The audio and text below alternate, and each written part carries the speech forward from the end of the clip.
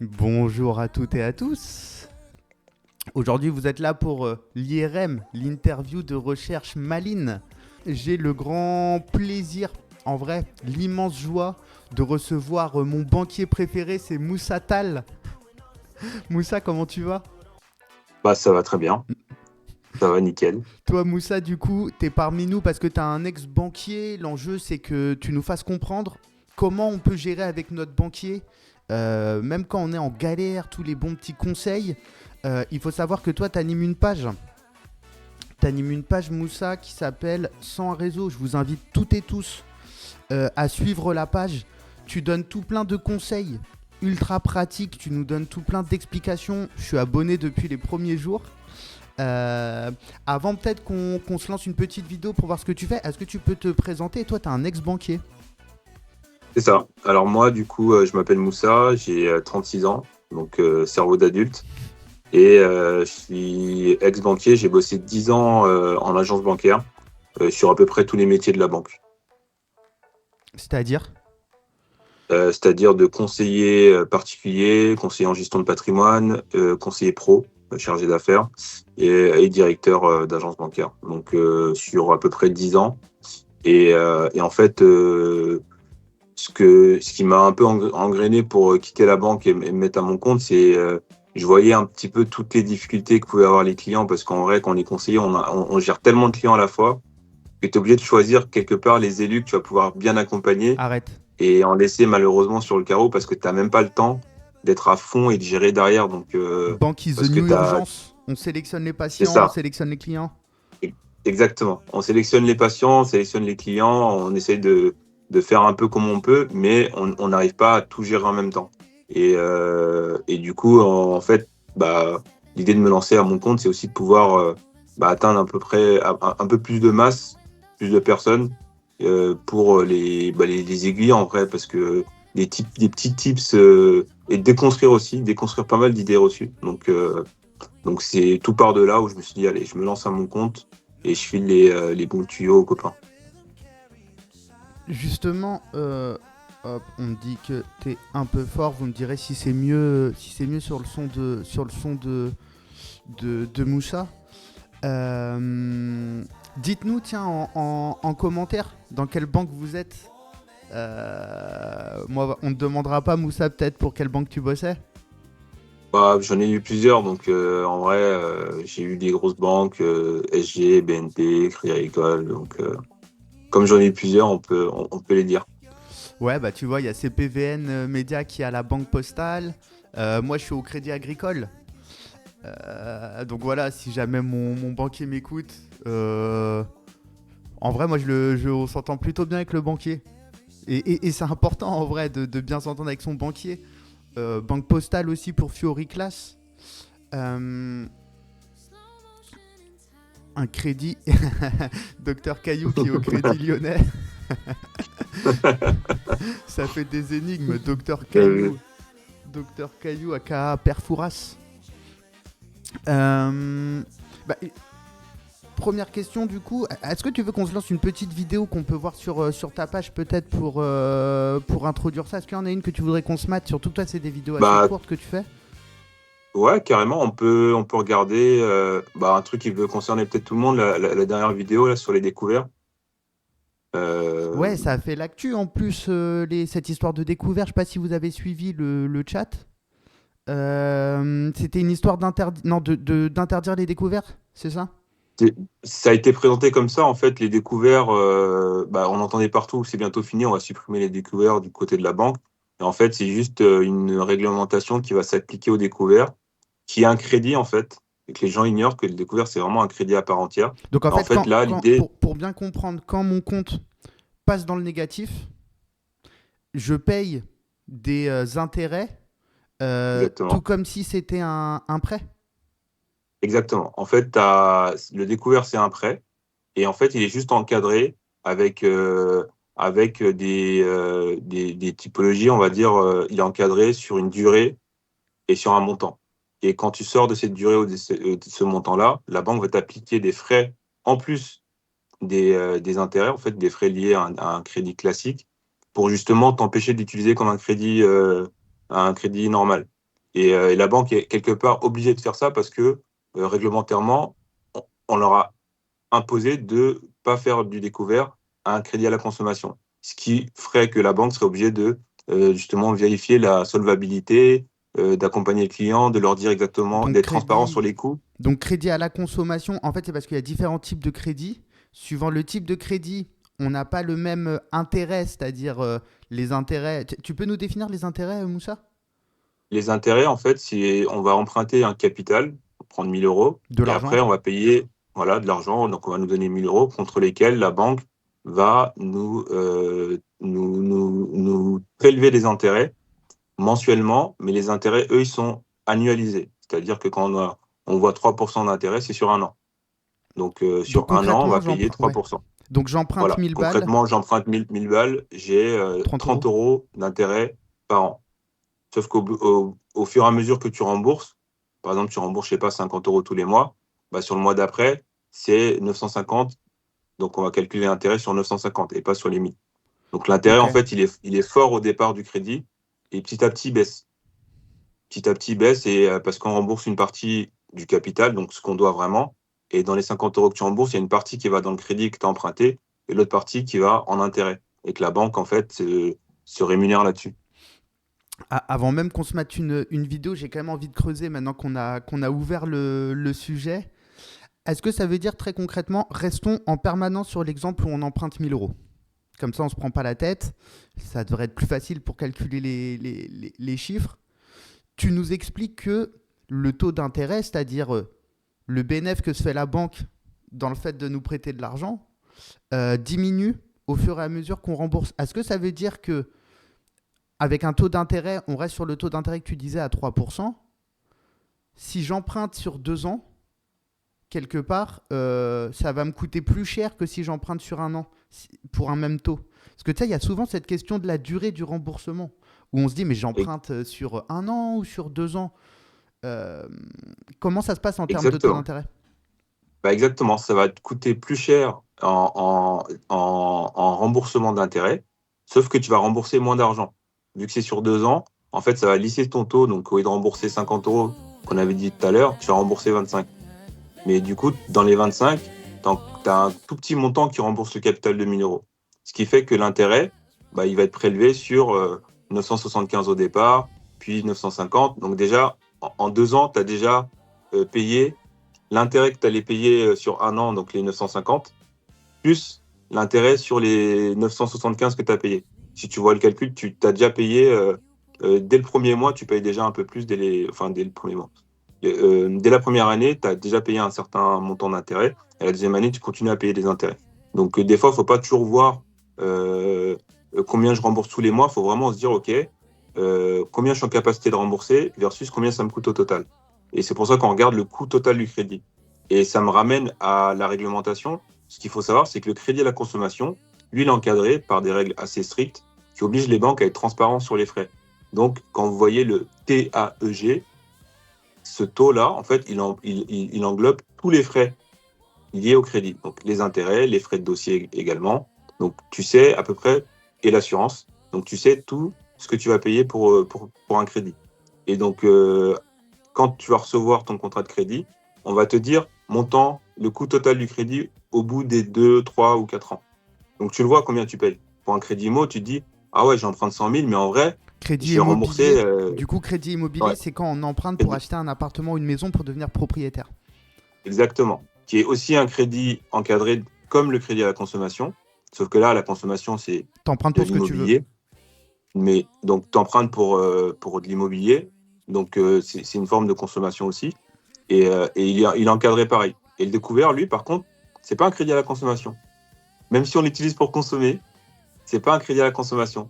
Et c'est là un peu que le bas blesse, on va dire. C'est là que c'est un peu l'arnaque. C'est que tu te dis, bah, moi, ça m'aide à finir mes fins de mois, etc. Mais comme c'est pas un crédit à la consommation, il est pas encadré. Et en vrai, tu sais pas trop comment il fonctionne. Tu sais pas à quelle sauce t'es mangé. Ouais, parce que Et à la fin, tu. c'est une question que pose Docteur Caillou, justement. Ah, on a Nono Pillon 18. Bienvenue dans la team. Bienvenue dans ce live où là, on parle vraiment de conseils bancaires. Attention, petite précision. Moussa est là pour nous donner des conseils sur comment gérer avec son banquier, avec sa banquière. En aucun cas, Moussa est là pour nous faire des conseils en investissement ou nous vendre quoi que ce soit. Là-dessus, il n'y a pas d'embrouille. On va pas vous renvoyer vers des pages de crypto suspectes. On va pas vous renvoyer vers des NFT chelous.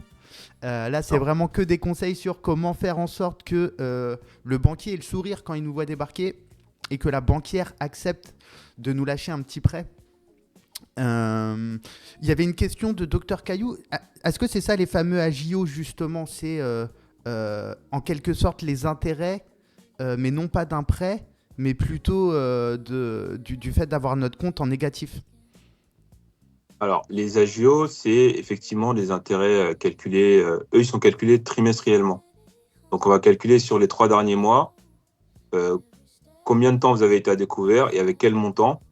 Et ce qu'il faut savoir, c'est que par exemple, sur le taux d'intérêt d'un découvert, on est entre 15 et 20%. Là où pour un crédit à la consommation, c'est des taux entre 3 et 5%. Donc déjà... Donc vraiment, pour traduire, si j'emprunte 1000 balles en découvert, ça va me coûter entre 30 et 50 euros en plus que je vais lâcher à la banque. Alors que si jamais j'ai mon compte en découvert, si je fais un prêt, ça va me coûter entre... Je recommence l'explication. Si j'emprunte 1000 euros à travers un prêt qui est entre 3 et 5%, je vais donner en plus à la banque des 1000 euros, en gros entre 30 à 50 euros. Alors que si j'ai mon compte en découvert, donc en négatif, si j'ai moins 1000 qui s'inscrit sur mon compte courant, sur mon compte en banque avec lequel j'achète, je dépense, il y a ma paye qui tombe, là, toi, tu nous expliques que ça va coûter environ 150 euros. Donc 5 fois plus. Pas forcément 150 euros, c'est là qu'il faut faire attention. C'est 150 euros si tu restes à découvert pendant toute l'année. Si tu es à 1000 euros en position à 1000 euros pendant toute l'année, ça va te coûter 150 euros. Et il y aura des frais supplémentaires qui vont s'ajouter. Là, c'est juste les frais d'intérêt. Et en fait, comme c'est un crédit encadré, quand on dépasse en termes de durée, il y a des frais qui s'ajoutent. Non, là, c'est les courriers que vous allez recevoir. Les relances. Lettres d'intervention, voilà. Courrier d'intervention, Scrivener à 20 jours, etc. Et d'ailleurs, Scrivener, ça porte le nom de la loi qui encadre ce découvert-là. En fait, c'est ça qu'il faut... En fait, c'est ça qu'on ne voit pas de manière assez claire, parce qu'on pense juste qu'on a des frais, mais on ne sait pas à quoi ils correspondent. Donc, quand tu reçois ton courrier 3 mois plus tard, peut-être que tu as oublié que tu as dépassé en durée, tu as dépassé 15 jours. C'est 15 jours la durée du découvert autorisé. Et si tu as dépassé, en fait, tu vas payer des frais en plus de l'intérêt. C'est pas encadré, ça. Ils n'avaient pas fait une loi de façon à ce que les agios sur le fait d'être quand notre compte est en négatif peut pas dépasser un certain montant. Exactement. Ça a été encadré. En fait, ils l'ont plafonné à... donc, il y a les frais d'agio. Et en plus de ça, tu as d'autres frais. C'est des commissions d'intervention. Et c'est eux qui ont été plafonnés. Les commissions d'intervention, c'est des commissions qu'on prélève à chaque fois que vous sortez de votre découvert. Donc, que vous dépassez les 1000 euros. Pour chaque opération, la banque vous fait payer 8 euros. Ça, c'est encadré. Ça coûte 8 balles. Et on a plafonné ce montant à 80 euros par mois. Donc, ça veut dire que si vous dépassez, vous faites plus de 10 opérations au-delà de votre découvert, et ça peut être n'importe quoi. Des fois, on ne se rend pas compte. On prend un ticket de métro à 2 balles. Mais en vrai, ça t'a coûté 10 euros. Parce que la banque, elle va te prélever 8 euros pour avoir fait ça. Donc déjà... Pardon. Ouais. Non, vas-y. Vas-y. Donc, déjà, tu payes le fait d'être à découvert. Et 2, tu payes le fait d'utiliser ton argent au-delà de ton découvert parce qu'on t'a autorisé, mais sans vraiment t'expliquer pourquoi et quand. Ou peut-être que tu as oublié. Hein. On peut te l'expliquer, mais en vrai, au moment où on te dit des trucs et tout, on te donne plein d'infos. Quand ça t'arrive, tu as oublié comment ça fonctionne, tu vois. Puis souvent, on capte rien quand le banquier nous parle. Donc du coup, premier conseil, quand déjà vous êtes en découvert, plutôt que d'utiliser la carte bleue, retirez du liquide. Comme ça fait qu'une seule opération, tu as accès à 8 balles.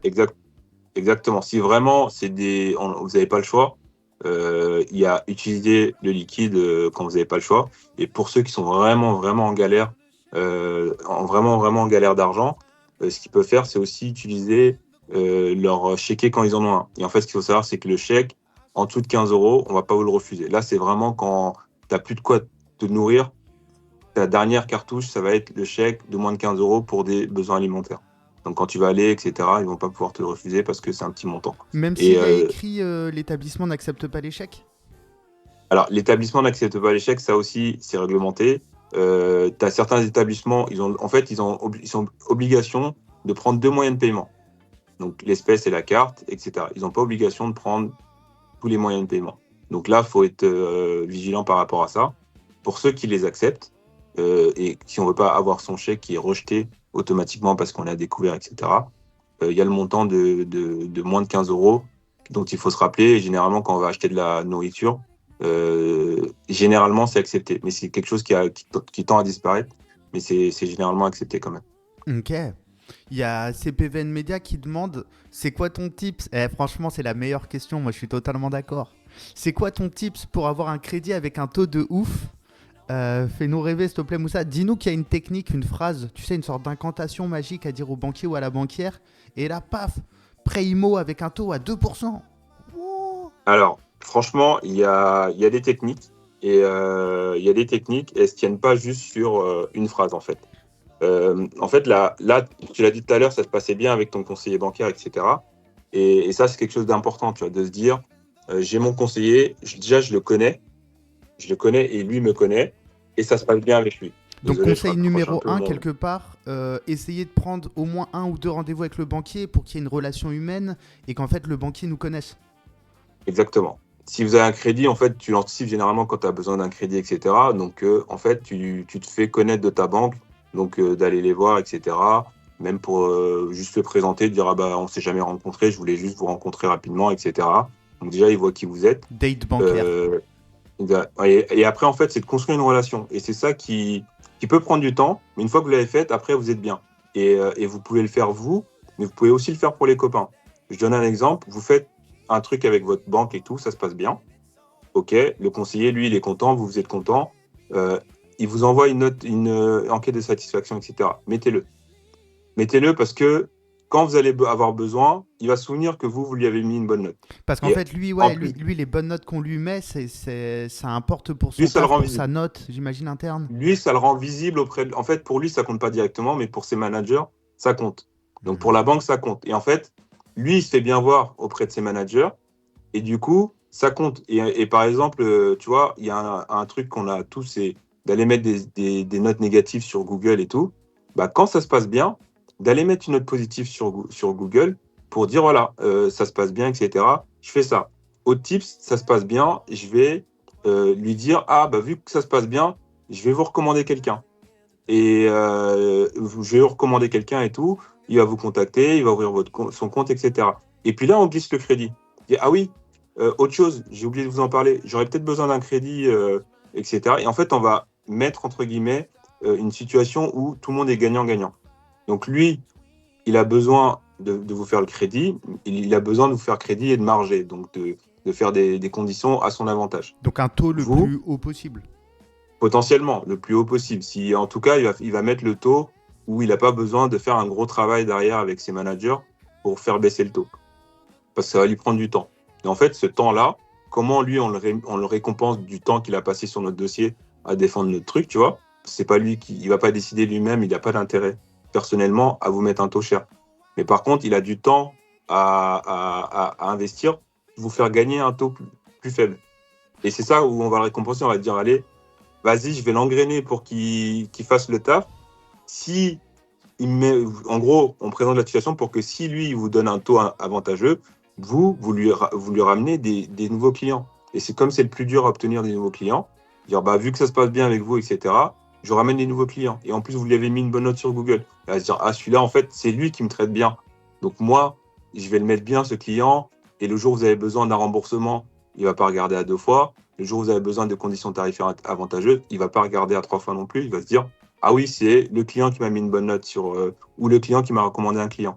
Donc si je dois résumer les 3 conseils de Moussa pour essayer de se mettre bien avec son banquier ou sa banquière et pouvoir potentiellement obtenir un prêt, dis-moi si je me trompe. Étape 1, rencontrer son banquier pour qu'il y ait une forme de connaissance entre les deux, une relation humaine qui s'installe.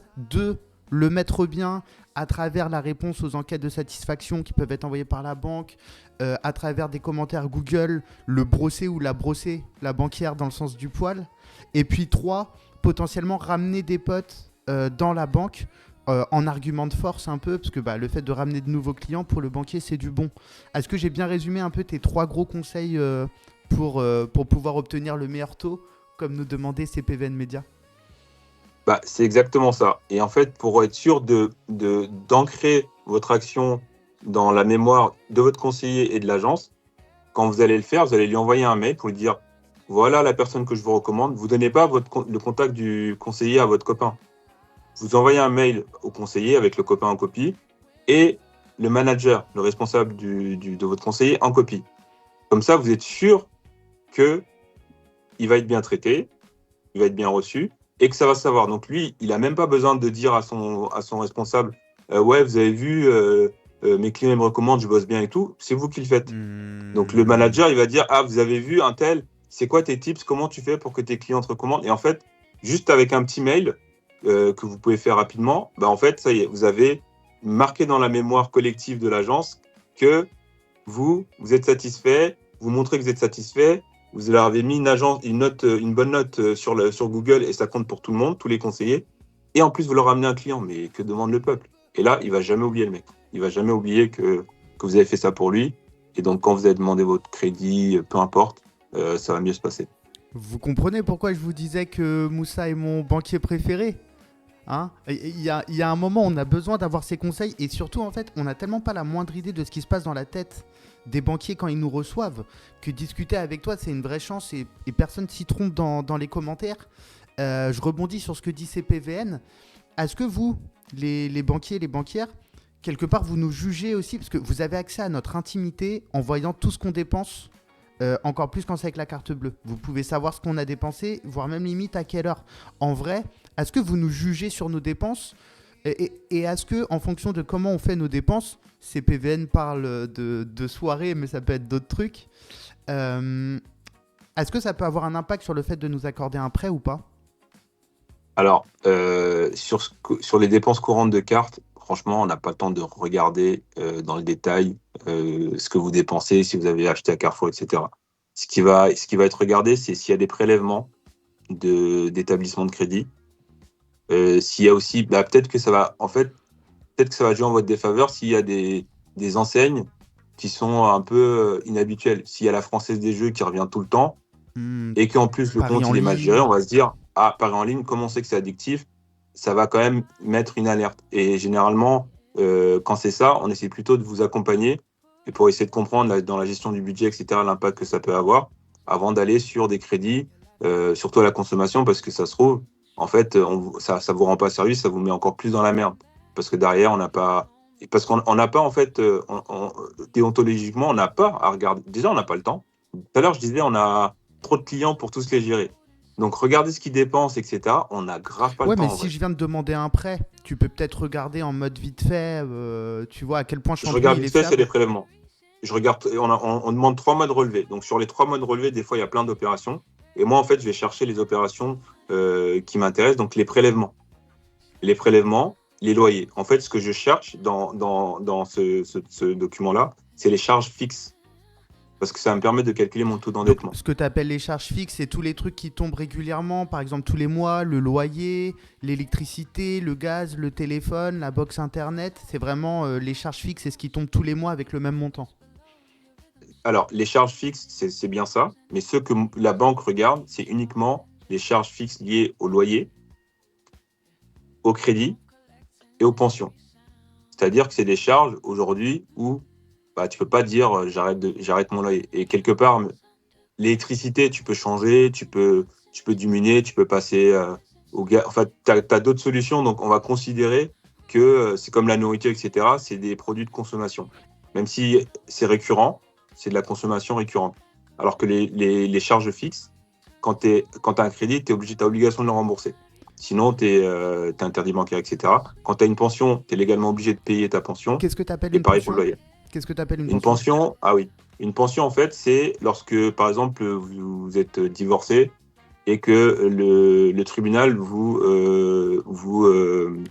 incombe de payer, vous oblige de payer une somme d'argent tous les mois à votre ex-compagne ou ex-compagnon.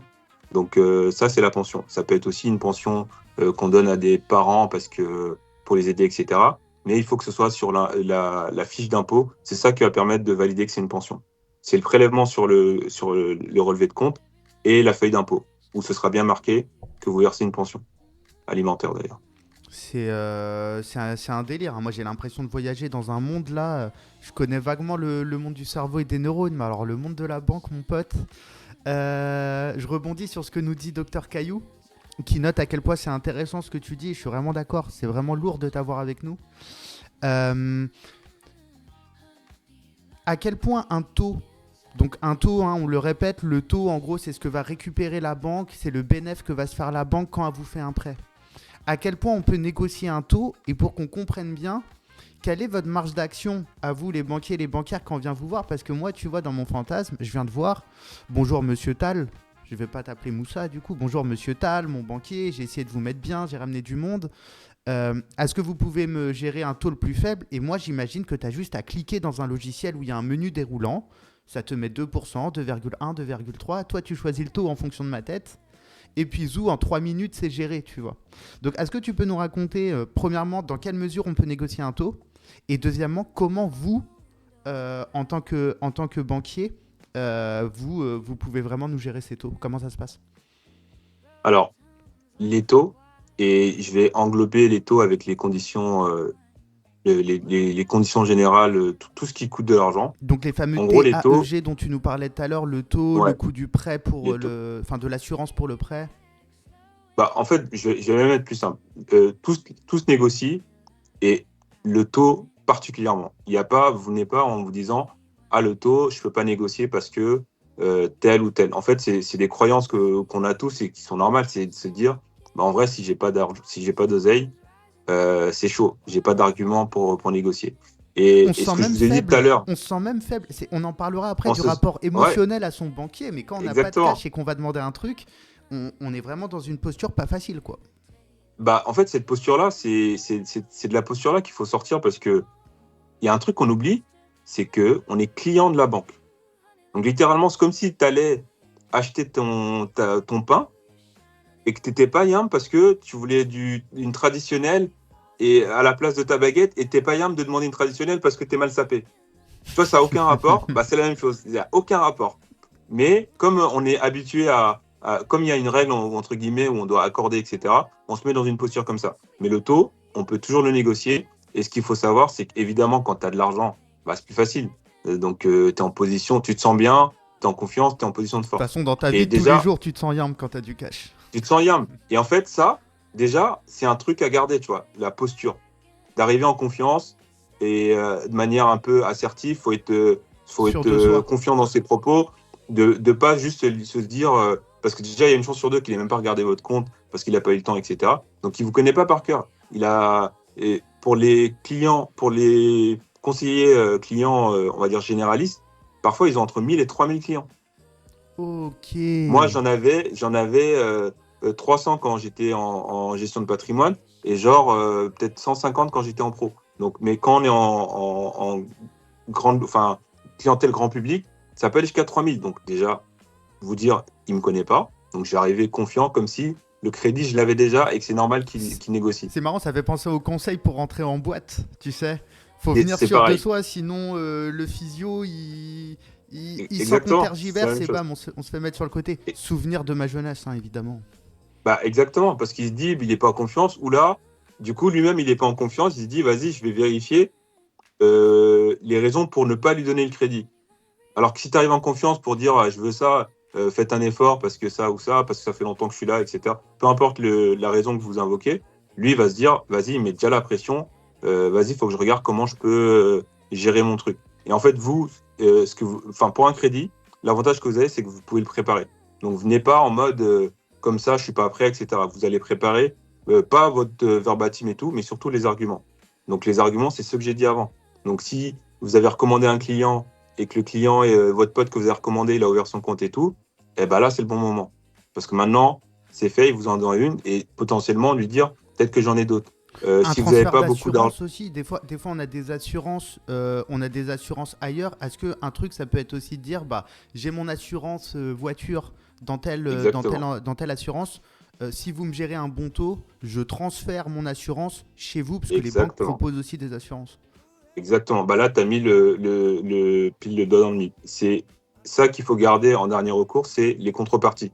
Ce que tu es en train d'invoquer, c'est une contrepartie. C'est qu'en gros, en échange du taux intéressant, il faut que tu ouvres un contrat d'assurance auto ou habitation qu'on a tous.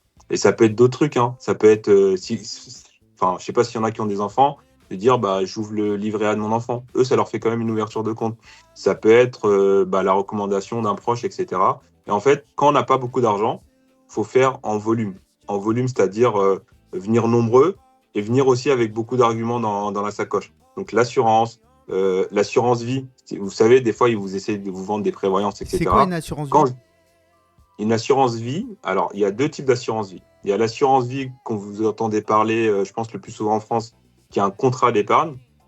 Donc, l'assurance vie, c'est une enveloppe d'un côté. Et l'autre, on va parler de prévoyance, qui est une assurance vie décès.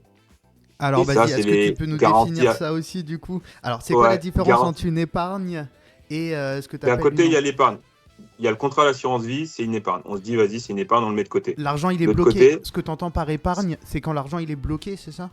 exactement, c'est de l'argent qu'on met de côté. Et pour l'instant, c'est tout. On le met de côté dans une enveloppe qui a des critères un peu particuliers, différents des autres enveloppes de livret A, qui sont des contrats d'épargne plus classiques que tout le monde connaît. Ça nous ramène de la thune. Du coup, quand on ouvre une assurance vie, il y a un taux, mais à l'inverse du taux d'intérêt, ça nous rapporte des sous, c'est ça? Exactement. C'est tout le contraire. Là, on est sur des contrats qui vont toujours apporter un taux, mais cette fois à nous, et calculé de la même façon. Et en fait, on va calculer les quinzaines, donc tous les 15 jours. Combien de quinzaines de jours dans l'année vous avez eu un certain montant, et sur ce montant-là, on va vous récompenser avec de l'intérêt. Et l'intérêt, on va vous le donner à la fin de l'année. Donc ça, c'est les contrats d'épargne. Et en fait, dans l'épargne, donc il y a l'épargne qui est disponible, livret A, etc. Après, il y a des contrats d'épargne qui sont moins disponibles et qui sont les assurances vie, etc.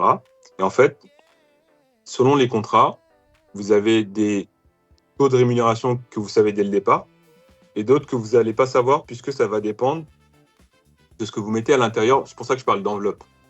Ce que vous mettez à l'intérieur de votre enveloppe.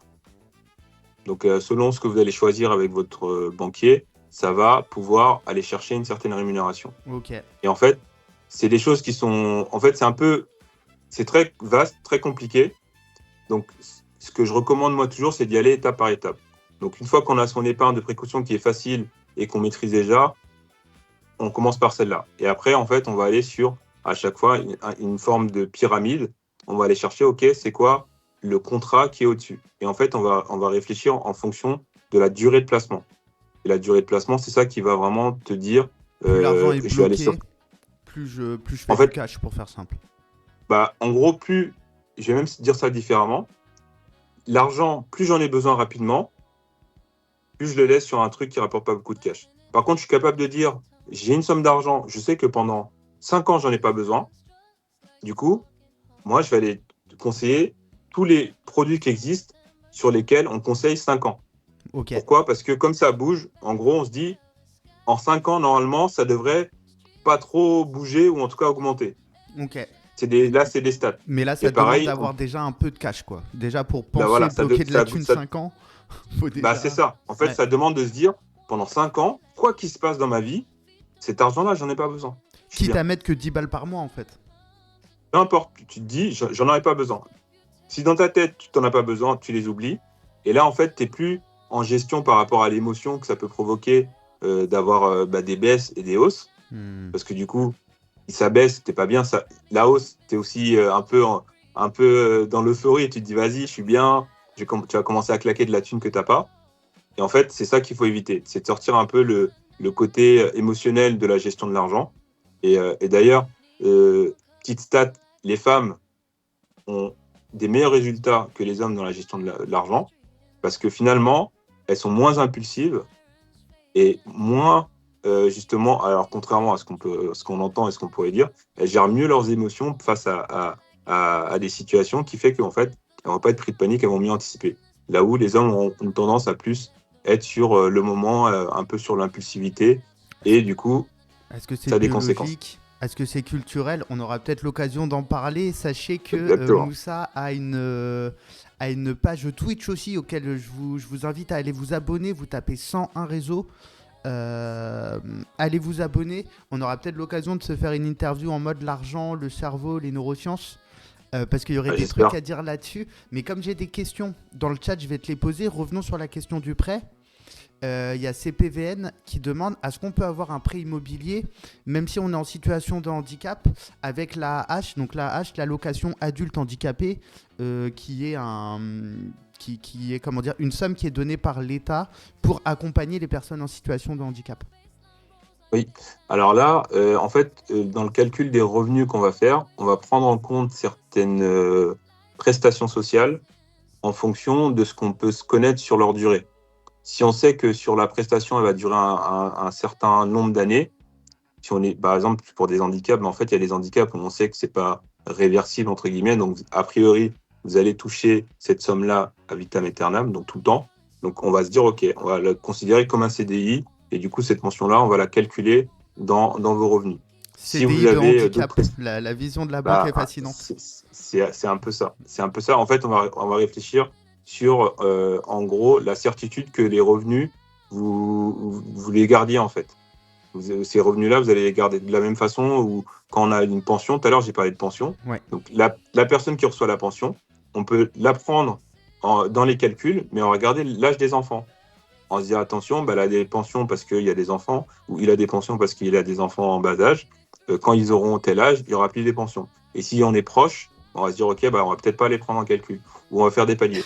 Donc oui, pour répondre à ta question, effectivement, on peut tout à fait.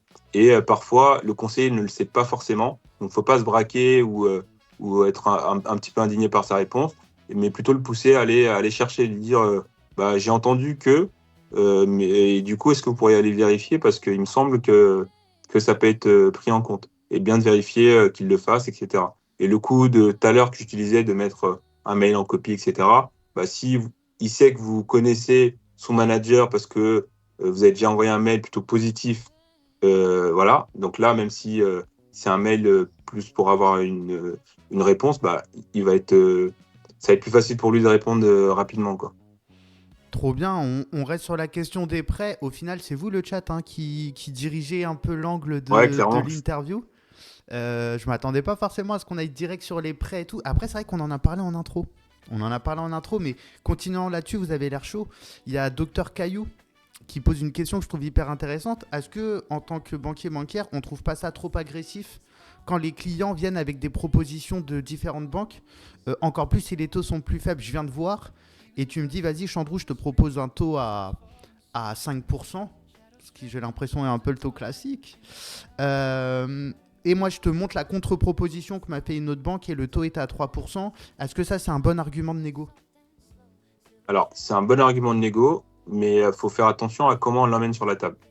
Parce que ce que veut pas prendre comme risque le conseiller, c'est de travailler pour rien.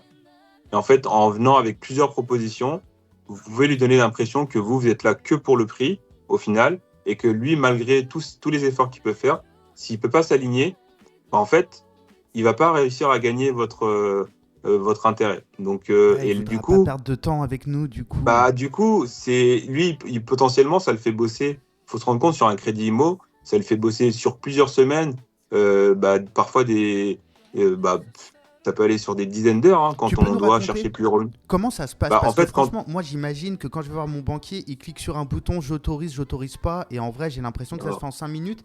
Est-ce que tu peux nous raconter de façon le plus synthétique possible, hein, mais vas-y, je viens de demander un prêt, qu'est-ce que tu fais?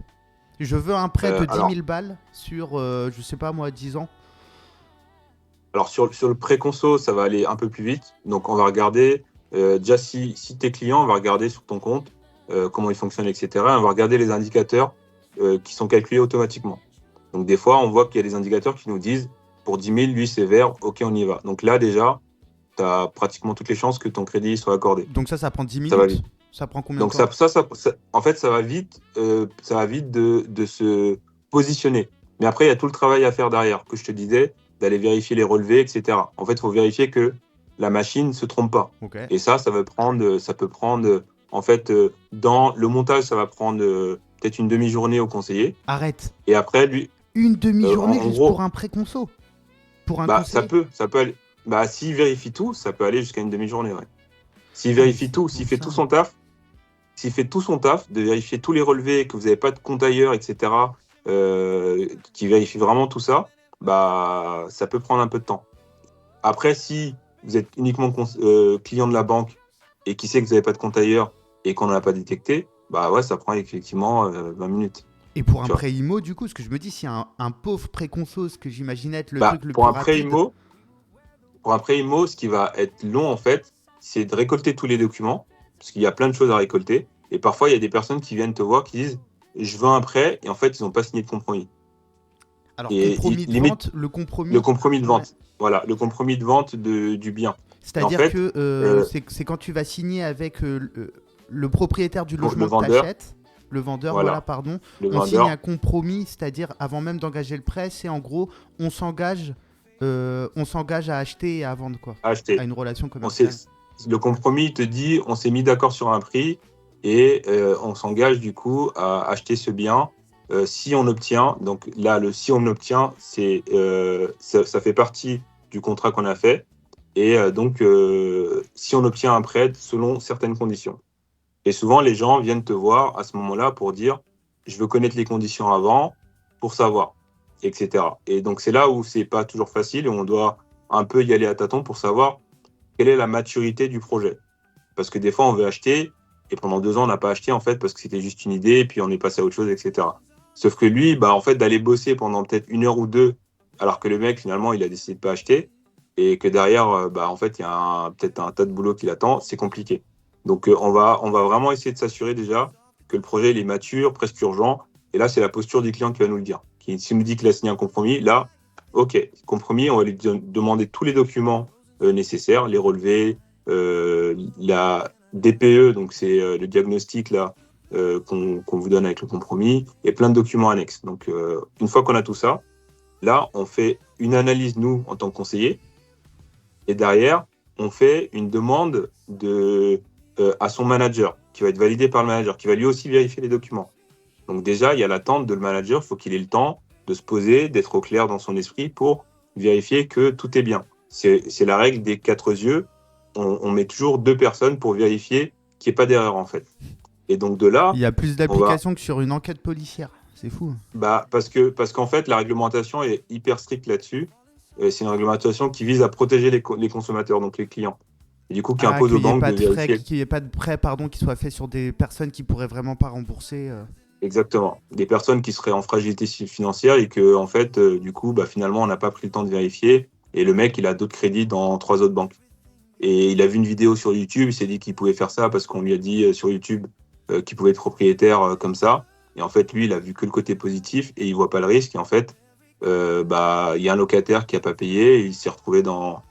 Ça fait effet boule de neige et finalement, il se retrouve complètement surendetté à cause de ça. Donc, Et c'est nous qui sommes aussi responsables, co-responsables, parce que si on avait les informations et qu'on les a pas vues, on est responsable. Parce que c'était là, on avait le prélèvement du crédit en question, par exemple. Si tu l'as pas vu, en fait, c'est ta responsabilité qui est engagée. Et c'est un enjeu pour la banque parce que les cautions derrière, parce qu'il faut savoir, pour un crédit, il y a une assurance, il y a une caution. Souvent, c'est crédit logement qui se porte garant du crédit foncier, donc du crédit on paye immobilier. une assurance qui fait que si jamais il y a un moment on n'est plus en capacité de rembourser le prêt, c'est l'assurance qui va en quelque sorte récupérer le prêt à notre place. Une deuxième assurance. On paye une assurance emprunteur, nous, s'il nous arrive quelque chose, et on paye une garantie qui fait que si jamais on n'arrive pas à récupérer, la banque n'arrive pas à récupérer l'argent, ce tiers, donc cette troisième entité qui va intervenir, va rembourser la banque à notre place. Donc du coup, Donc, ça prend combien de temps sur un prêt IMO du, pour un banquier en du termes coup, de sur un prêt durée? IMO, Ouais. en termes de durée, ça peut prendre jusqu'à 5 semaines au total pour avoir. Ah oui. Ouais, c'est long. En fait, on a des préaccords, etc. Mais entre le moment où vous faites la demande de prêt et le moment où le prêt est validé, il y a minimum 5 semaines.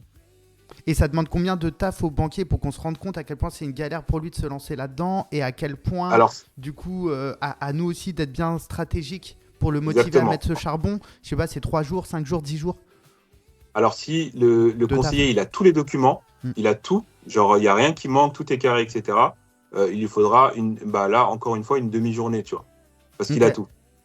Mais s'il n'a pas tout, ça va Ouais, l'obliger à à revenir sur le dossier à redemander. chaque fois, à le rouvrir. Et vous voyez, quand tu as fait 2 heures de taf sur un dossier et que tu as 150 clients, même si c'est 3 jours après, tu as déjà oublié la moitié des infos. Et Donc, faut donc, quand t'y tu dois remettre. faire ton compte rendu, en fait, tu recommences presque tout à zéro. Donc, ces 4 heures que j'ai dit, elles peuvent se répéter 5-6 fois à cause de un dossier.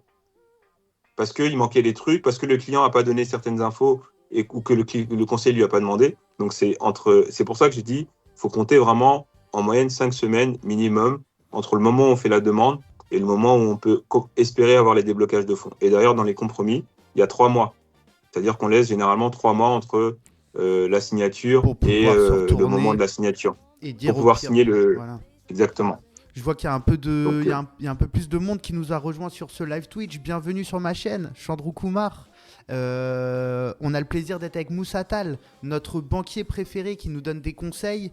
Là, au final, avec les questions du chat, on a fini par essayer de comprendre comment on peut obtenir un prêt, comment bien négocier avec son banquier, surtout quand on n'est pas blindé, hein, parce que quand on est blindé, de toute façon, la question ne se pose pas. Donc si ça vous intéresse, restez avec nous. N'hésitez pas à vous abonner à ma page où on a du contenu de science, de vulgarisation. Donner de la force, on a un objectif 60 abonnés, on est vraiment pas loin. 60 followers. Donc voilà, abonnez-vous. Moussa, je continue sur les prêts, hein, toujours CPVN, qui je pense est en phase de prêt en ce moment IMO. Demande si on peut pas demander au banquier combien on peut espérer avoir un prêt en prêt avant même d'avoir un compromis. Donc je répète, hein, le compromis, c'est quand on est intéressé par un logement et que nous, en tant qu'acheteur, et le propriétaire, en tant que vendeur, on signe tous les deux le papier comme quoi, ok, on est chaud pour acheter à tel prix. Parfois, on n'a pas encore de biens, on n'a pas encore d'appart ou de maison en vue et on veut juste savoir combien la banque peut nous prêter. Est-ce que ça, c'est faisable d'aller voir le banquier et dire, voilà, en fonction de l'état de mes comptes, en fonction de combien de cash je fais, combien tu peux me prêter, frérot ou sœurette? Et juste CPVN, ne t'inquiète pas, tu bombardes pas du tout de questions. Moussa et moi, on est là pour ça. il Donc faut. à vous toutes et Il n'y a tous. pas de problème, au Ouais. contraire. Et demain, tu pourras Au poser contraire. tes questions sans doute sur la chaîne Twitch de 101 Réseau. Allez vous abonner, c'est votre banquier préféré, je vous le dis. Je vous le dis, allez vous abonner, la page Insta aussi. On a les équipes de modération qui partagent ça. Merci encore une fois à eux. Du coup, excuse-moi Moussa. Non, non. Alors, ce que CPVM demande, en fait, c'est de connaître sa capacité d'emprunt. C'est ça qu'on appelle dans le jargon bancaire. C'est le client, il souhaite connaître sa capacité d'emprunt. Alors, on peut le faire avec son conseiller.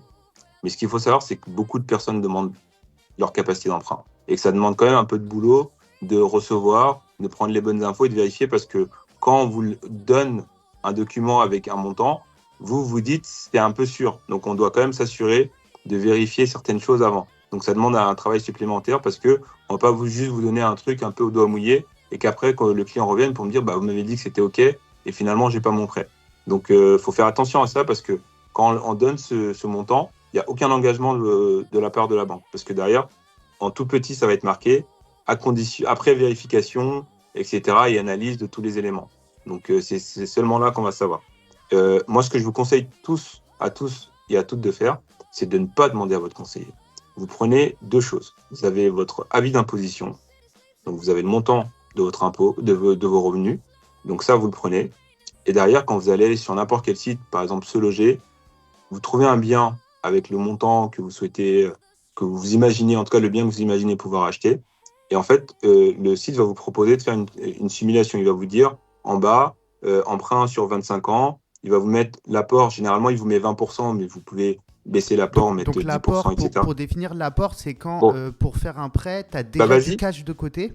Donc par exemple, Bah, je vais emprunter 100 000 euros, mais moi j'ai déjà 5 000 euros de bloqués sur des comptes, ce qui est exactement. déjà une somme, hein, 5 000. Hein, Viens, on le fait si tu veux, Chandrou. Viens, on va sur Se Loger. Tu mets n'importe quel bien dans une ville Vas-y, comme ça. ça me plaît de ouf ça. On Allez, va sur Se Loger. Et tu vois, on le te chat, demande comment on fait. dites-nous où vous voulez qu'on achète un appart. Eh, venez, on se met yimbe. On imagine qu'en vrai, On on se- a du cash. Est-ce qu'on Allez, n'achèterait on pas se une met bien, on est dinguerie? blindé. Allez, Ouais, tu vois, on achète une dinguerie à, je sais pas moi, à Paris, à, à Cannes.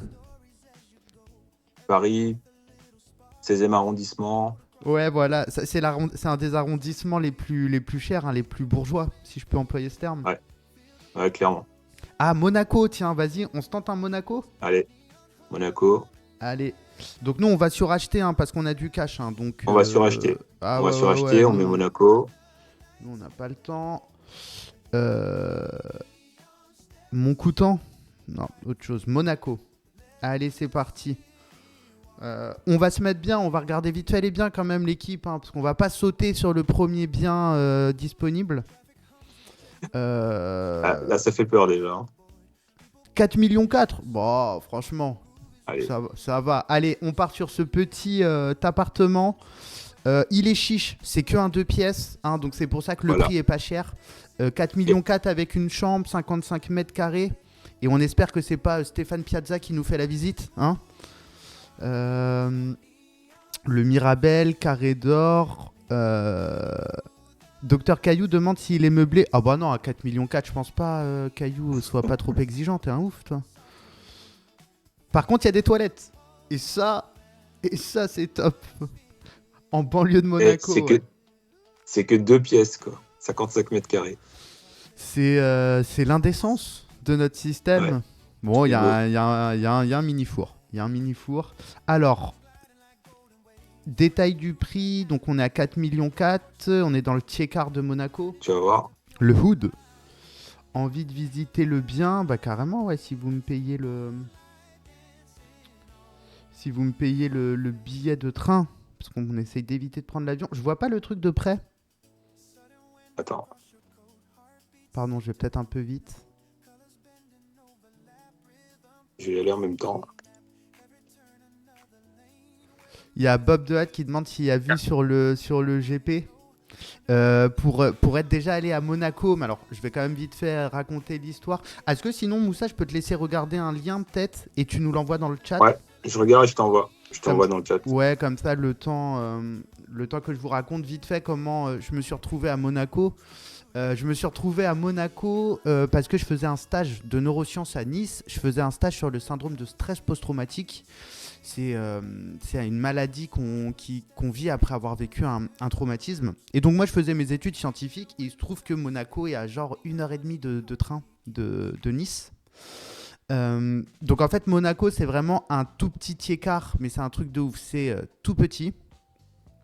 Et donc effectivement, même la Formule 1 passe vraiment dans les rues de Monaco. C'est vraiment un délire. J'y étais allé pendant cette période. Il y a des palissades de partout dans les rues. Et donc si jamais il y en a un qui a un accident, autant dire que c'est fin du game. Donc oui, Bob Dodd, pour répondre à ta question, je pense que quel que soit l'appart, tu peux avoir vu sur le GP. Alors attends, ça ne veut pas m'afficher le lien que tu as envoyé parce que c'est la première fois. Les modos, est-ce que vous pouvez partager le lien qu'a partagé Moussa, s'il vous plaît? Le GP de F1 le plus historique et le plus important de la saison. Ah oui, Thomas, notre fan de sport. Ouais, bah une visite dans la ville de Monaco, des caisses, même en dehors de la Formule 1, tu vois des caisses à Monaco. Alors, j'ai pas pris Monaco, je suis resté sur Paris pour Ok. Est-ce que être sûr, parce que peut-être que c'était un tiers. tu peux m'envoyer le lien par mail, tu penses, sinon? Parce que, en fait, les gars n'ont pas accès. Ah ok, je t'envoie ça par Chandroukumar@gmail.com. D'ailleurs, à vous qui nous regardez, n'hésitez pas à prendre mon mail si vous avez des messages. Chandroukumar@gmail.com.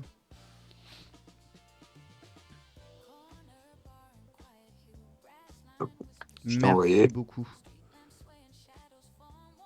Franchement, 3e journée sur Twitch, j'hallucine quand même comment c'est pratique et tout. Après, les gars, on fait un gros taf sur tout l'aspect technique, mais c'est vrai que...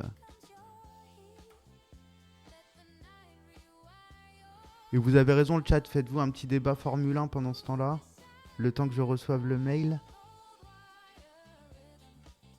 T'as bien mis chandroukumar@gmail.com ou ça? Yes. C'est déjà envoyé des mails, me dis pas que t'es considéré comme un spam. Bah, je pense que je t'ai déjà envoyé un mail. Ouais, on s'est déjà... Ah, c'est bon. Là. Allez, Let's go. Alors, Moussa est un peu plus pince que nous, donc il part que sur un appart à 500 000. Bon, par contre, c'est un 2 pièces, donc on comprend que ce soit que 500 000. On est sur un 38 mètres carrés dans le 14e arrondissement de Paris. Très bien, donc je vous montre quand même vite fait les photos sur quoi on se lance. Beaucoup de livres. Une jolie cuisine aménagée. Ok. Ça, nous, on est chaud avec le chat. On est très très chaud. Allez. Et donc là, c'est ce dont tu nous parlais. On va regarder. On va essayer de voir comment je peux me faire financer sur l'achat de cet appart à 500 000. Donc là, tu vois déjà, le site te dit, tiens, si ce truc t'intéresse, voilà. Le plan idéal, c'est si tu as de l'argent, tu veux emprunter sur pas trop longtemps, donc 20 ans, ce qui n'est pas le maximum, il te faut 2 600 € par mois. Et attends encore, si je comprends bien, c'est si moi déjà sur mes comptes, je peux ramener 100 000 €. Exactement. On est d'accord. Il te dit, tu as un apport, tu as cette durée. Donc là, en fait, cet outil-là, on va le garder pour l'utiliser et mettre ce qu'on veut dedans. Donc finalement, tu prends les 500 000, tu enlèves, tu mets 300 000 à la place. Je mets 300 000 dans apport ? Ouais, dans prix du bien. Tu changes. Ok. Et même, après, est-ce que si ça te va, je peux changer directement l'apport ? Parce qu'en vrai, je pense qu'aucun d'entre nous n'a 100 000 balles d'apport. Est-ce que je peux mettre un... Ah non, mais tu peux tout changer. Tu peux tout changer, on va juste regarder l'impact que ça a, tu vois. Bah vas-y, change l'apport, change ce que tu veux. Dites-moi le chat si ça vous va, si je mets 2 000 € d'apport. C'est-à-dire que pour faire un prêt, moi j'ai 2 000 balles sur mes comptes. Est-ce que d'ailleurs c'est envisageable un truc comme ça, Moussa ? Alors, si tu veux emprunter cette somme-là, non. Parce qu'on va quand même te demander de financer les frais minimums, donc les frais de notaire et les frais d'agence, qui vont être autour de 10%. Donc, le montant minimum d'apport qui est requis, c'est 10%. Ah, donc voilà, réponse pour The Gromeux qui demandait d'ailleurs. Il demande, donc toi tu recommandes d'avoir 10% d'apport, c'est-à-dire le prix du logement, avoir au moins 10% sur ses comptes. Et The Gromeux, notre modérateur, un de nos modérateurs nous demande si c'est obligatoire les apports pour les prêts en ce moment. Alors, c'est pas obligatoire, mais les banques, en ce moment en tout cas, vont être plus regardants là-dessus. Il y a des périodes où les banques demandaient pas d'apport, mais là c'est loin derrière nous. Donc maintenant on a tendance à demander encore plus d'apports. Donc ça va beaucoup dépendre du marché bancaire et immobilier. Donc quand les taux sont un peu bas et que c'est hyper dynamique et qu'il y a des prêts toutes les semaines et il y a beaucoup de prêts bancaires, etc. Là ils vont pas trop demander d'apport parce qu'ils vont essayer de faire du volume. Alors que là comme il y a peu de volume, ils vont essayer de prendre le moins de risques possible et d'être assurés que les crédits qu'ils octroient aillent jusqu'au bout. Donc en ce moment, il vaut mieux avoir un apport. Et au moins 10%. Il vaut mieux avoir un apport. Minimum 10%. Du coup, je suis parti sur ta logique, j'ai mis 10% d'apport. On est parti sur un bien cher, l'équipe, c'est déjà un bien à 500 000. C'est pour ça qu'on met 52 000 d'apport. Ça ne veut pas dire, encore une fois, que vous avez besoin de 50 000 pour faire un prêt. Oui, et en fait, là, ce que je veux dire, c'est que là, on est parti sur un bien. C'est pour ça que je voulais que tu modifies le prix du bien. Oui, pardon. C'est que, en fait, c'est pas grave si c'est un autre bien. On va mettre... tu peux mettre 300 000 sur le prix du bien. On va dire, ah non, moi, je vais partir sur un truc à 300 000. Je vais pas acheter cette maison-là. Moins rush. Et 300 000, on va dire, je vais mettre 30 000 d'apport. Allez, donc les fameux 10% que tu recommandes, ça veut pas dire, encore une fois, que c'est impossible de faire un prêt si on n'a pas les 10%. Juste, ça peut être cool. Et en fait, c'est que tu auras plus de chances à obtenir ton prêt si tu as minimum ça. Et dans tous les cas, il faut les avoir. C'est-à-dire qu'il faut que la banque puisse constater que tu as cette épargne. Et tu peux pas. Ça ne veut pas dire que tu vas la mettre dans le projet. Ah, ok. Voilà. En fait, parce que tu vois, même les 20%, si tu les as, tu peux les avoir, dire, mais j'ai pas envie de les mettre. Par contre, moi, je préfère les placer, etc. Et là, tu peux négocier avec la banque parce qu'ils vont te dire, OK, on va essayer de voir avec un placement et que du coup, nous, on va financer un peu plus. Mais c'est une négociation. Alors que si tu n'as pas de prêt parce que tu n'as pas pu mettre de l'argent de côté, c'est un peu rédhibitoire, ça. Si on se dit, tu n'es pas en capacité d'épargner, donc c'est risqué de te prêter de l'argent et que tu puisses le rembourser sur la durée. Donc, on ne va pas te le prêter. Ok. Donc là, si on revient sur ton exemple, tu vois, on nous dit quoi ? On nous dit que tu peux emprunter 300 000 avec 30 000 € d'apport sur une durée de 20 ans. Cette durée, tu peux la modifier. Donc, on va partir sur 25 ans. Très bien. C'est la durée maximale sur laquelle on peut emprunter. Hop, on part sur 25 ans. Voilà, donc là, on maîtrise tous les paramètres sauf le taux. Donc c'est comme vous, et votre conseiller, il maîtrise tous les paramètres sauf le taux s'il ne dépend pas que de lui. Donc là, déjà, vous vous dites, OK, 1469 €, qu'est-ce que ça veut dire? En fait, on va faire un calcul tout simple. Ça, c'est ce que vous payez tous les mois. Et en fait, pour être en dessous du taux d'endettement qui est à 35%, il faut que vos revenus, faut que cette somme divisée par vos revenus total soit en dessous de 35%. Donc moi, le calcul que je fais, c'est... alors, il y a deux façons. Soit on multiplie ça par 3 grossièrement, on se dit, il me faut 3 fois ce revenu. En gros, il faut gagner 3 fois plus 3 fois plus. Ce qu'on doit payer tous les mois, pour faire simple. Et on sait que c'est bon. Voilà, on fait x3, on dit OK, x3, on doit gagner 1469 multiplié par 3. Donc, le foyer, c'est-à-dire que c'est pas si on est seul, on doit gagner ça tout seul. Si on est à deux, on doit gagner ça. Ah OK, pour ça pouvoir peut être rester à deux. en dessous des... Ça peut être à deux. Okay. Donc, il faut gagner ça. Et l'autre condition qu'on oublie, parfois, c'est à côté, il ne faut pas avoir de crédit, de pension à côté. Et il faut aussi être prêt à quitter son logement si on est locataire pour habiter dans sa résidence. Directement, pour pas directement payer et le prêt et le loyer. Et le loyer, exactement. Donc voilà. Donc là, déjà, tout seul, en 30 secondes, vous avez votre capacité d'emprunt parce que vous vous dites, OK, bah, je vais prendre mes revenus, je les divise par 3 et j'essaie d'avoir ce montant-là ici. Je prends mes revenus mensuels du foyer, tu vois, de moi et de ma compagne, je les divise par 3 et j'essaie d'avoir ce truc-là. Et si vous voulez vraiment être précis, là, pour les puristes et les matheux, vous faites la même chose, vos revenus multipliés par 0,35 ou cette somme-là divisée par 0,35 pour savoir le revenu qu'il faut pour emprunter cette somme-là ou inversement, savoir qu'est-ce que vous pouvez emprunter avec le revenu que vous avez. 0,35 parce que comme tu le disais tout à l'heure, mais je préfère le reposer parce que c'est ce que tu appelles le taux d'endettement, c'est-à-dire en gros dans quelle mesure chaque personne a le droit d'avoir un prêt, pour quel montant, en fonction de ce qu'elle ramène comme cash, en fonction de ses revenus, quoi. Exactement. Alors le taux d'endettement, c'est un indicateur, c'est pas une règle absolue, c'est comme l'apport, ça se négocie aussi, mais vu que là on est sur du grand public, on va commencer par le commencement, on essaie de rester en dessous des 35%. Ça ne veut pas dire qu'il ne faudrait jamais les dépasser, mais il y a des conditions pour ça, c'est-à-dire notamment d'avoir des revenus importants. Puisque si vous avez des revenus, si vous avez 10 000 € par mois, 35%, ça fait que 3 500, derrière il vous reste 6 500.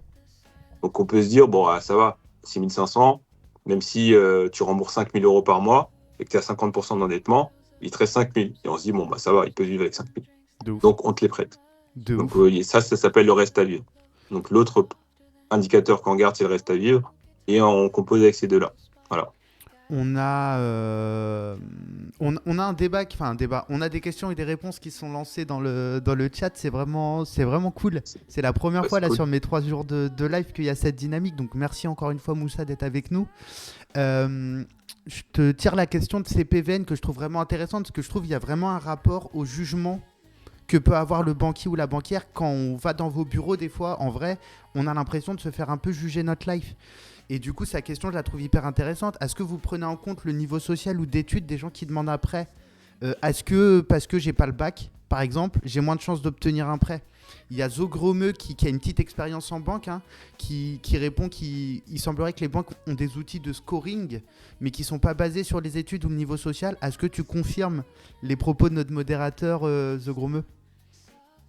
Alors, pour le scoring, effectivement, je confirme, c'est pas basé sur des notions sociaux. On est vraiment sur des chiffres, et, CDI, pas CDI, combien de revenus, etc. Donc, le scoring automatique, il va se baser là-dessus. Après, pour tout ce qui est votre rapport humain avec votre conseiller, évidemment qu'il y a des biais cognitifs qu'on ne peut pas enlever, en fait. C'est un métier comme un autre.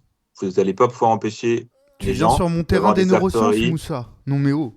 En tout cas, on peut pas les empêcher d'avoir ça, parce que du coup, moi, je l'ai beaucoup constaté, et des fois, j'étais surpris de me dire, en fait, on va juger quelqu'un, et finalement, les conseillers, ils sont comme vous.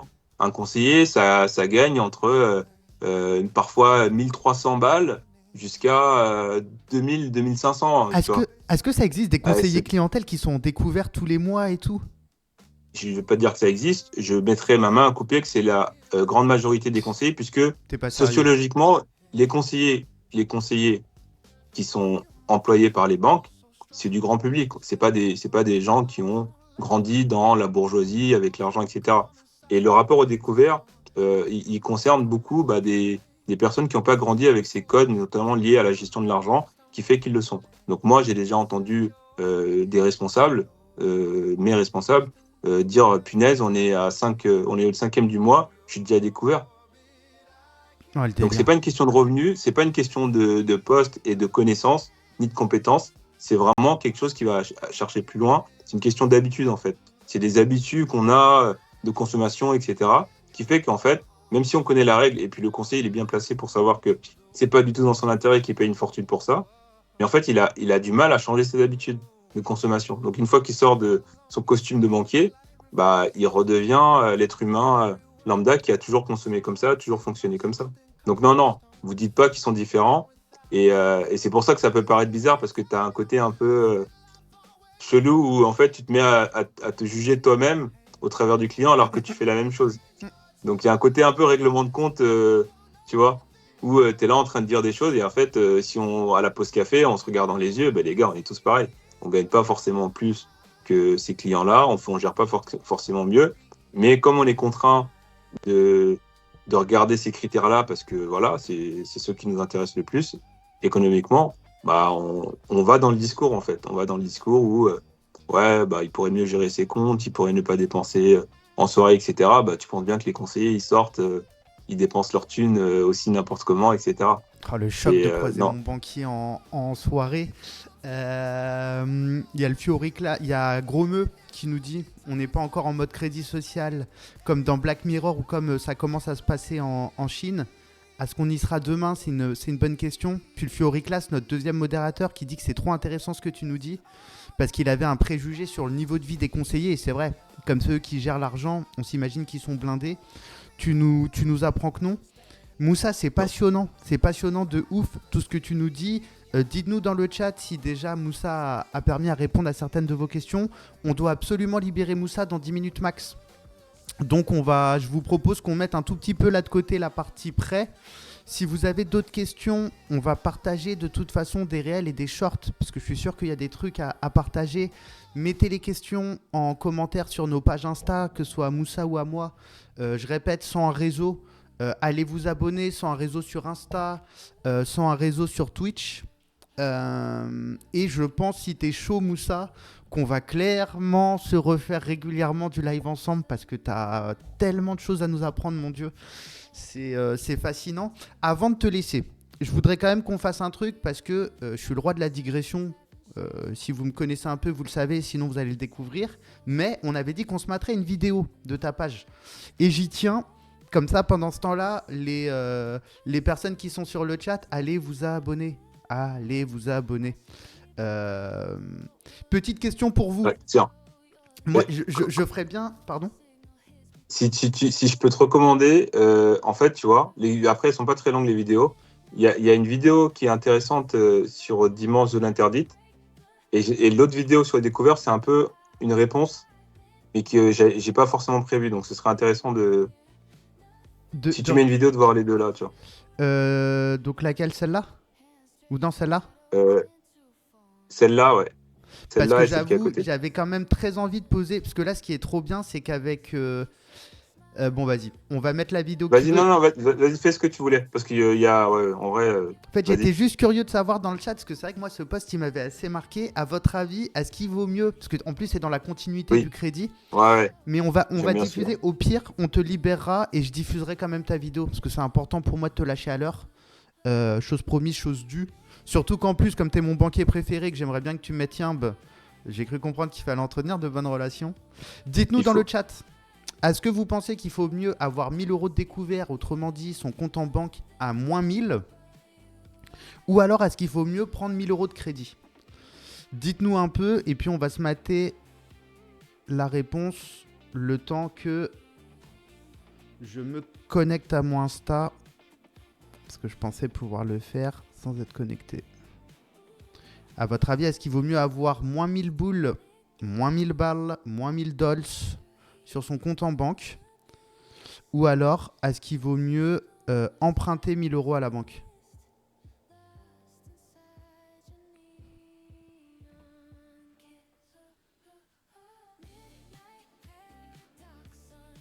Moi, perso, tu vois, j'aurais dit d'instinct, en tout cas, qu'il vaut mieux 1 000 € de découvert. Parce qu'au moins, ça engage pas comme un crédit. Il y a Bob The Hat qui nous dit plus 1 000 € à la banque, donc plutôt demander un crédit. Il y a le Fiori Class qui, comme moi, pense qu'il vaut mieux un découvert. Est-ce que d'autres personnes veulent se mouiller? Bah vas-y, dis-nous Moussa, toi. Toi, tu partirais sur 1 000 € de découvert ou 1 000 € de crédit? Bah, moi, je connais la réponse. Ouais, c'est Donc, pour ça. c'est en termes de coût, c'est 1 000 € de crédit. Le moins cher, C'est c'est 1000 1000 euros de euros de crédit. crédit. C'est 1000 € de crédit tous les jours parce que, comme je l'ai dit tout à l'heure, le découvert, en fait, c'est un pansement sur une jambe de bois. C'est-à-dire que vous avez un problème qui est souvent un problème structurel, c'est quand vous êtes à découvert et que vous finissez tous les mois à moins 1000, bah, en fait, c'est comme si, avant, Chandro, peut-être tu vas t'en souvenir, avant, on pouvait demander un acompte à son patron Ouais. pour avoir son salaire un peu en avance, parce que c'était galère, etc. Bah là, en fait, tu n'as plus ton patron, donc c'est la banque qui te prête ton salaire en avance, sauf qu'elle te fait payer l'équivalent enfin, sur une année. Bah là, on va voir, vas-y, te fais défiler, tu vas voir un petit peu la mise en contexte, et elle te fait payer super cher le fait de te donner ton salaire en avance. Ok. Et ça n'a pas réglé ton problème. Donc en gros, si tu finis tous les mois au même montant de découvert, bah en fait, il ne sert à rien ton découvert. Il ne règle pas de problème. Il t'a fait juste consommer un crédit à la consommation sans que tu te réalises que tu l'as consommé. Et ben du Tu vois. coup, petit témoignage, j'ai passé une très très très très grosse partie de ma vie qui n'est pas si lointaine en découvert permanent. Et c'est en lisant le post de Moussa sur sa page 101 réseau, allez vous abonner, en lisant le post qui date quand même du 9 novembre, hein, que j'ai pris conscience que j'ai passé 15 ans à me faire douiller et à penser que c'était qu'il valait mieux en fait que je sois j'ai passé ma life en découvert permanent, quoi. Tu sais, vraiment la classique, le 10 du mois, Ah, une fois que le loyer est passé, exactement. découvert, notamment quand j'ai été Bah, étudiant. est-ce que tu es allé voir ton relevé annuel de frais? Non mais Parce que là, tu vas savoir exactement. eh ben vas-y, Tu tu peux vois. nous en parler. Allez, écoutez ce dernier conseil de Moussa avant qu'on le libère pour pas le mettre à la Alors, bourre. Vas-y. si vous êtes régulièrement à découvert, etc., en fait, pour voir à peu près combien ça vous coûte par an, en janvier, tout le monde reçoit son relevé annuel de frais bancaires pour chaque compte qu'il détient à la banque. Et en fait, là, vous allez voir tous les frais. Et vous allez être estomaqué, vous allez être choqué par le montant que ça peut représenter, justement lié à un petit découvert de rien du tout, parfois un découvert étudiant. C'est quand même chelou que tu es étudiant, tu n'as pas de salaire, tu n'as rien, mais la banque te dit, allez, je t'envoie un découvert de Mais 100 ou 200 ou 300 juste euros. pour avoir un ordre d'idée, j'ai été étudiant moi pendant 8 ans. Hein, vu que j'ai fait un doctorat, ça a été long, effectivement. J'étais tous les mois, j'avais le droit à un découvert de 300 euros, mais j'étais dedans tous les mois. Juste pour Et avoir moi. un ordre d'idée, j'ai payé combien à peu près à l'année? En gros, Sur pour... l'année, en fait, est-ce que tu dépassais ton découvert? Non, par contre, non, je le dépassais pas parce qu'après, ça me Tu bloquait. dépassais jamais. Ou si ça m'arrivait un mois sur 3. Un mois sur trois, donc à peu près 8, 40. Déjà, juste sur les dépassements, t'as déjà 32 euros, juste parce que t'as dépassé 4 fois dans l'année. Donc déjà, tu as 32 euros qui partent. Et Ok. regarde le coût total là, du crédit dont je te parle, là. Regardez, 26 euros. Là, on parlait de 300 euros. Hein.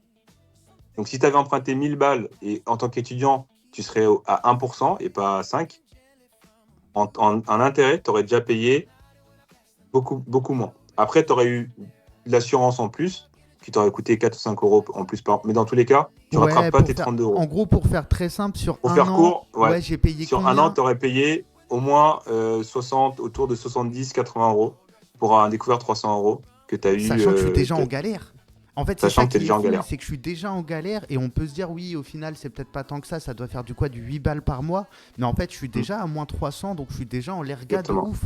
Donc c'est 8 balles que la banque me Exactement. prend et dont j'ai pas forcément conscience.